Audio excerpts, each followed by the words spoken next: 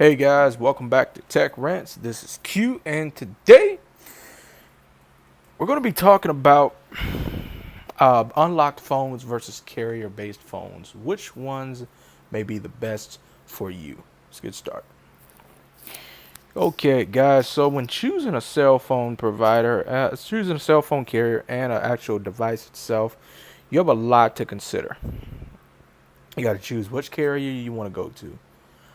Especially if you're lucky enough to live somewhere, which a lot of people do, if you live somewhere where you have all access to the big fours, AT&T, T-Mobile, Verizon, and Sprint, then of course you have all the NVNOs like Boost Mobile, Cricket, Metro PCS, Total Wireless, Straight Talk, all those guys.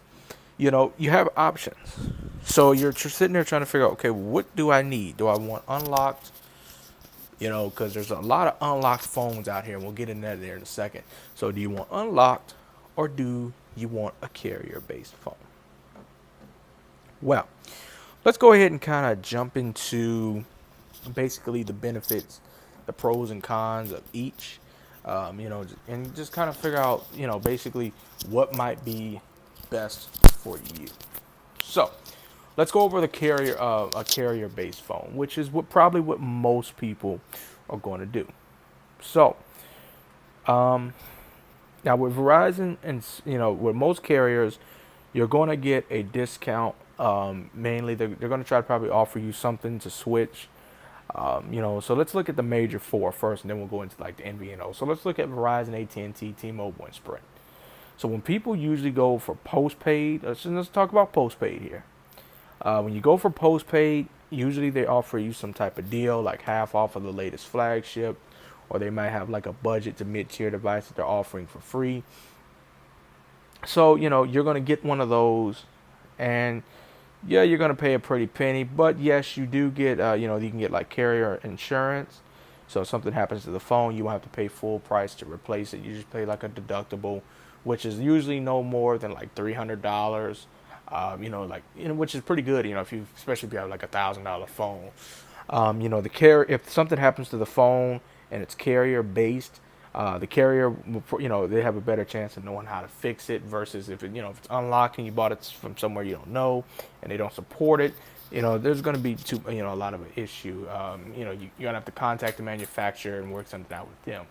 But usually with a carrier-based phone, if something happens to it, especially if you have insurance, you can go in there, see what's wrong with it. If they can't fix it, they may loan you a device, or you can definitely get like a replacement right then and there, or have it shipped. So that's some of the benefits there. Now the cons of that, and the disadvantages is that, well, you might decide to leave. So whether you pay for the phone outright or you're financing it, if you leave, depends on the unlocking policy. You probably won't be able to take that device with you. So, for example, AT&T, it's 6 months before they can actually before your device is actually unlocked. Sprint, it's 1 year, and Verizon, I'm not quite sure. Verizon devices used to come unlocked, but now they're pretty much tied down. So if you leave and you like the device, chances are you probably won't be able to take it with you. Now, especially like if you're going from Sprint to AT&T, unless it has a GSM, unless it's really GSM compatible and you got it unlocked, then you might be all right. But for the most part, no, you won't be able to take your carrier lockdown device with you, and the process of getting it unlocked can be a hassle. Now, if you look at the NVNOs, so like Boost Mobile, Metro PCS, and Cricket, which is the main NVNOs, that they advertise heavily, you might get like a free phone for switching. Of course, like Metro PCS, they have some of the best port-in deals, and I'll make a whole nother separate video about that. But Metro kind of has some of the best port-in deals right now. And you can go there, you can get a phone for free, and then of course you have all the same benefits. So if you get insurance, there you won't have to pay. You just pay like a deductible. You won't pay full price for the phone. Different things like that. So same thing with Cricket and Boost, and you have a better chance of getting some type of discount on the phone, and you got somewhere you can go to you can go if the phone seems to be acting up. So that is a benefit of a carrier uh, lock device. Those are some benefits and disadvantages. Then, of course, like I said, you can't take it anywhere you want. Um, unless like the unlocking policy. Like I said, AT&T and well, Cricket is 6 months, just like AT&T. Metro PCS has moved theirs from 3 months to 6 months, and then Boost Mobile is 1 year, and so is all the track phone MVNOs.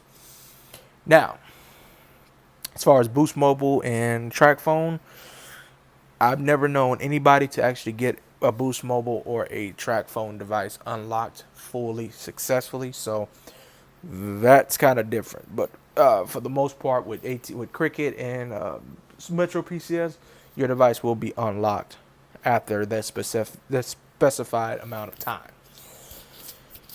So those are the pros and cons of carrier devices. Now, for unlocked devices, there are actually more benefits than there are cons. So let's go ahead and just talk about the cons real quick. The cons are, if you buy an unlocked device, of course, you can't take it to the carrier and expect them to fix it. You can take it there and they can see if there's anything that they can do. But for the most part, they're going to act like they don't know what's going on. And, you're going to have to take it somewhere else to get it. You're going to have to contact the manufacturer to get it serviced. Unless you brought it from like Best Buy or somewhere who offers those protection plans and stuff like that for their devices, pins or, whatever. So, and you won't be offered unless you buy it through a retailer that offers insurance or you use a credit card that offers insurance. You're pretty much done. So if something happens to that device and it's outside of the warranty and it's your fault, you're going to have to pay full price for that device. So that is a con. And like I said, the carriers won't be able to do too much with it because it's not their branding. They don't have their settings and stuff like that. So you're pretty much going to be stuck there. You're going to have to contact the manufacturer and work something out with them. Now, the benefits of an unlocked device is, especially, unless it's, especially like a completely unlocked device that works on all carriers. You can you can pretty much take it wherever you want. So, like, take like the Moto X4, the Alcatel Auto 5S. You can take it, you can go to Sprint, you can go to Verizon, you can go to AT&T, T-Mobile, Metro PCS, Cricket, Straight Talk, Boot, anywhere that basically you can get service. You have the freedom to go and take it wherever you want. There's no restrictions. So, as long as it's unlocked and it has the proper bands to work with the carrier you wanted it to work with, take it, go on, and, you got freedom, pure freedom. And also with unlocked devices, there are a lot of choices out there. There are more choices out there for unlocked phones for people who are on a budget. Now, there's not too many fully unlocked phones that work on all four carriers. So if you're somewhere that has AT&T and T-Mobile service, my personal recommendation is that you go with like Metro PCS or Cricket. It's cheaper. It's a cheaper alternative to paying postpaid prices, or go to like prepaid, T-Mobile prepaid or AT&T prepaid. There are a lot of options for unlocked devices for different price ranges, from budget all the way, of course, all the way up. So like, for $200, you can get the Honor 7X, which is an amazing device. The Blade V9 by ZTE is on its way out. You got a lot of blue phones. There's just endless choices. You got the Nokia 6.1 and the Moto X4, which are pure Android. They're Android One phones and they're guaranteed updates. So, you just have a lot of choices out there in the unlocked world for every budget, no matter what. So, unlocked phones to me seems like a better value. If you can go with it, if you got the money and, you want to own your phone outright, you're somebody that switches phone companies all the time, or, you have multiple, you need multiple numbers or whatever the case may be, go ahead and go with an unlocked phone. There are a lot of benefits, way more benefits than there are to a carrier device. Like I said, with carrier devices, the carrier can be able to fix it. You can get insurance and stuff like that. You're a little more protected, and you might get a good deal. But with unlocked phones, you just have the freedom to take them anywhere you want. Of course, the warranty is valid for 1 year. So if something happens with most of them, most of them have 1 year warranty. If something happens, they can fix it. You just ship it off or whatever. But unlocked phones just has a lot of freedom. You know, you can take it wherever you want. You know, it's just it's customizable. And then you have the dual. Most unlocked phones are dual SIM capable. You know, so you can have one SIM card for work and one for personal. So I mean, it's a lot of options with unlocked phones. You know, like I said, something for everybody with a budget. You know, from lower end to high end devices. You know, like the Mate RS Porsche Edition or the Oppa 5X. You know, you got choices out here. So you know, when deciding, you know, just got to figure out what you want. You want freedom. You're all about deals. Do you care if your carrier knows? You know, are you somebody that you don't mind being tied down? You know, you got to look at all of those factors when deciding, you know, what you want to do. So, um, you know, like me, I don't like being tied down. I buy phones all the time.